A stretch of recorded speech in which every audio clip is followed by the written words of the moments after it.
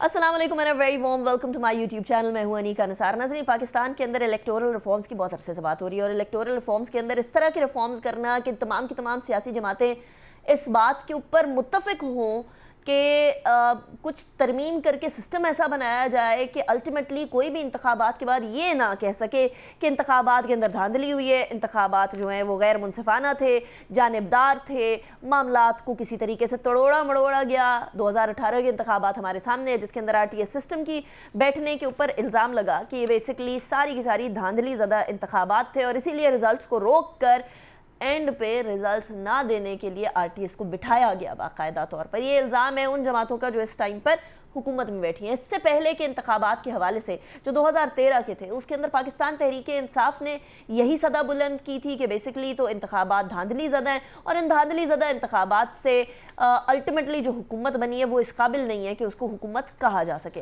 पाकिस्तान के अंदर पिछले 70-75 सालों के अंदर यही रुएदाद चली आ रही है और अनफॉर्चुनेट बात यह है कि अभी तक ऐसे इलेक्टोरल रिफॉर्म सामने नहीं आए जिसके अंदर कहा जा सके कि वाकई में साफ शफाफ इंतखाबात को यकीनी बनाया जा सकता है। आज एक बिल पास हुआ है, बेसिकली इलेक्शन एक्ट तरमीमी बिल 2023, यानी इलेक्शन का जो एक्ट है 2017 उसके अंदर अमेंडमेंट हुई है 2023 के अंदर। आज अमेंडमेंट पास हुई है।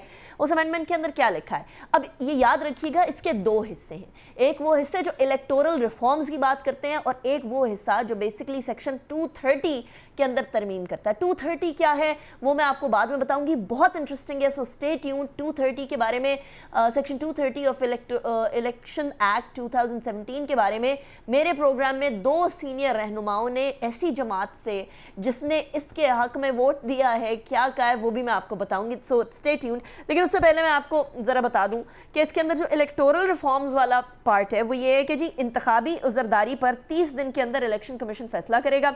हल्का बंदियों का इलेक्शन प्रोग्राम से कबल ऐलान करना होगा।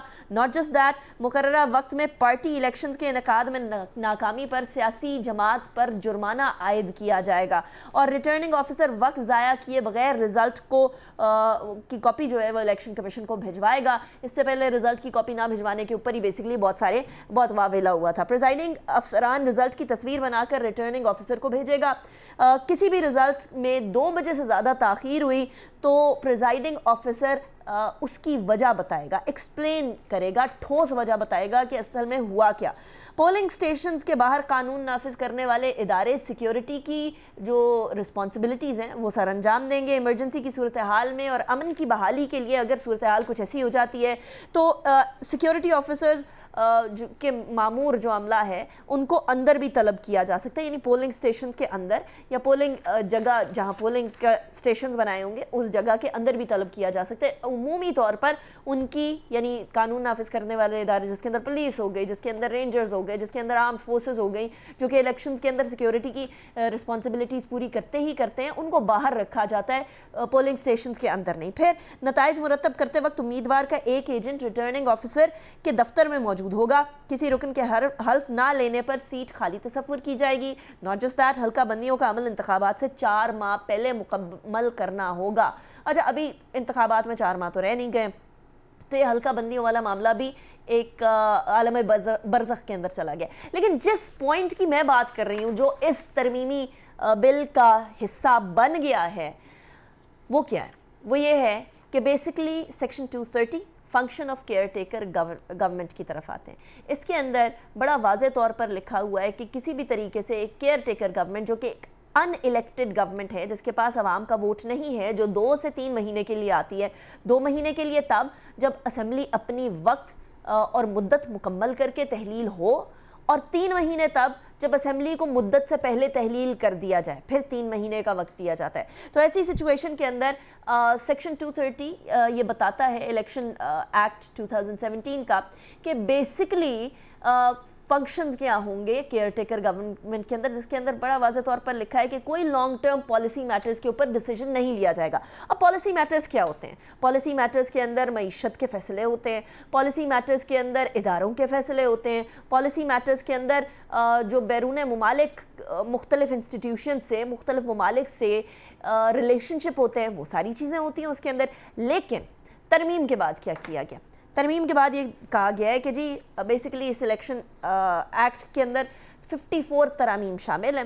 اس الیکشن ایکٹ کی ایک شک جو کہ 230 جس کی میں بات کر رہی ہوں اس میں بھی ترمیم کی گئی ہے. وہ ترمیم کیا کی گئی ہے کہ نگراں حکومت یعنی کیئر ٹیکر سیٹ اپ پہلے سے جاری منصوبے پروگرام سے متعلق اختیارات استعمال کر سکے گی. یعنی آلریڈی آن گوئنگ جو منصوبے پروجیکٹس ہیں ان سے اپنے اختیارات استعمال کر سکے گی ان کے حوالے سے. فار ایگزامپل کتنے اور پیسے ریلیز کرنے ہیں, کیا کانٹریکٹر تبدیل کرنے کی بات تو نہیں آ گئی, وہ بہت سارے اور اس طرح کی چیزیں.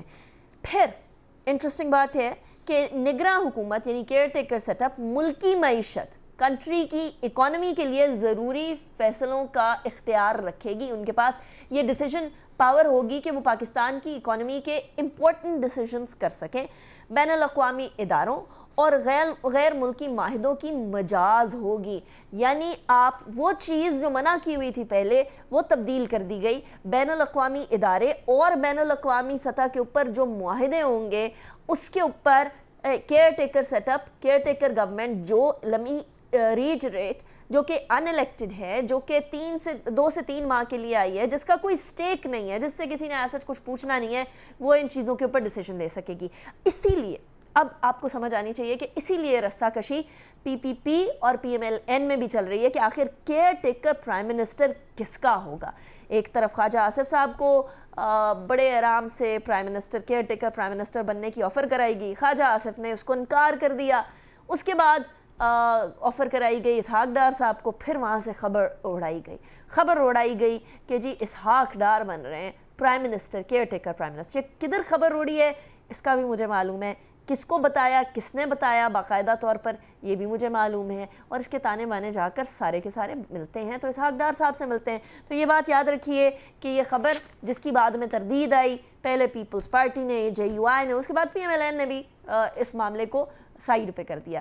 تو وہ نام تو اب ختم ہو گیا, لیکن یہ بات واضح رہے کہ اس کے اوپر رسہ کشی ابھی بھی جاری ہے. اور وہ اسی لیے جاری ہے بیکاز اس ترمیم کے بعد, اس سیکشن 230 کے اندر ترمیم کے بعد کیئر ٹیکر سیٹ اپ ایک بہت پاورفل, ایک بہت زیادہ طاقتور سیٹ اپ کے طور پر سامنے آئے گا. اب یہ یاد رکھیے کہ پاکستان کے اندر پہلے ہی جو الیکٹڈ گورنمنٹ ہوتی ہے وہ جواب دہ نہیں ہوتی, تو ایک کیئر ٹیکر سیٹ اپ جس کا عوام کے ووٹ سے کوئی تعلق نہیں ہے, جس کا کوئی سٹیک نہیں ہے کہ اگر ہم 2 مہینے کے اندر جو فیصلے کریں گے وہ ہماری ساکھ کے اوپر ہمیں نقصان پہنچائے گی, ایسا سیٹ اپ کیا کرے گا. یہ بات سوچنے کی ہے. میں نے آپ کو کہا تھا کہ 2 رہنماؤں نے ایک جماعت کے جس نے اس ترمیم کے اوپر اس کے فیور میں ووٹ دیا ہے, میرے پروگرام پہ جی ٹی وی پہ نیوز نائٹ ود انیکا نثار میں کیا کہا ہے ذرا سنیں. اعتزاز احسن صاحب اور قمر زمان کائرہ صاحب دونوں کی بات سنیں. پروسیس کو امپاور کرنے کے لیے, امپروو کرنے کے لیے جو ترامیم ہے جماعتوں کی مشاورت سے ہونی چاہیے. اسمبلی سے پاس نہیں ہو سکتی, آرڈیننس سے کر دیں, یہ تو اپنی جگہ ہو گیا. لیکن کیا کسی کیئرٹیکر گورنمنٹ کا دائرہ کار, اس کا سکوپ, اس کا اختیار بڑھانے کی بات ہے؟ میری دانش میں یہ الیکٹورل ریفارمز کے اندر نہیں آتا. ہو ہی نہیں سکتا, یہ ہو ہی نہیں سکتا. یہ الٹرا وائرس کانسٹیٹیوشن ہوگا, یہ آئین کی خلاف ورزی ہوگا ایسی کوئی ترمیم کرنا سیکشن 230 میں.